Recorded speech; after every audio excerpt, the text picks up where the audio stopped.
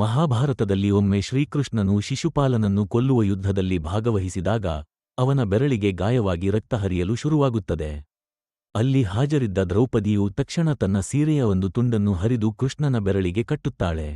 ಕೃತಜ್ಞತೆಯಾಗಿ ಕೃಷ್ಣನು ಆಕೆಗೆ ಯಾವಾಗ ಬೇಕಾದರೂ ತಾನು ರಕ್ಷಣೆಗೆ ಬರುತ್ತೇನೆ ಎಂದು ವಾಗ್ದಾನ ಮಾಡುತ್ತಾನೆ. ನಂತರ ದ್ರೌಪದಿಯ ವಸ್ತ್ರಾಪಹರಣದ ಸಂದರ್ಭದಲ್ಲಿ ದುಶಾಸನ ಆಕೆಯ ವಸ್ತ್ರ ಕಳಚಲು ಯತ್ನಿಸಿದಾಗ ಕೃಷ್ಣನು ತನ್ನ ದಿವ್ಯಶಕ್ತಿಯಿಂದ ಅವಳ ವಸ್ತ್ರವನ್ನು ಅಂತ್ಯವಿಲ್ಲದಂತೆ ಹೆಚ್ಚಿಸುತ್ತಾ ಅವಳ ಮಾನವನ್ನು ಕಾಪಾಡುತ್ತಾನೆ. ಈ ಘಟನೆಯನ್ನು ಸಹೋದರ ಸಹೋದರಿಯ ಬಂಧದ ಸಂಕೇತವಾಗಿ ಭಾವಿಸಲಾಗುತ್ತದೆ. ಸಹೋದರನ ಕೈಗೆ ರಾಖಿ ಕಟ್ಟಿ ಸಹೋದರನು ಅವಳನ್ನು ಯಾವ ಅಪಾಯದಿಂದಲೂ ರಕ್ಷಿಸುವನೆಂಬ ಪರಂಪರೆ ರೂಪುಗೊಂಡಿತು. ರಾಖಿ ಕಟ್ಟುವಾಗ ಈ ಮಂತ್ರವನ್ನು ಹೇಳಿ ಕಟ್ಟಬೇಕು. ರಕ್ಷಾಬಂಧನ ಮಂತ್ರ.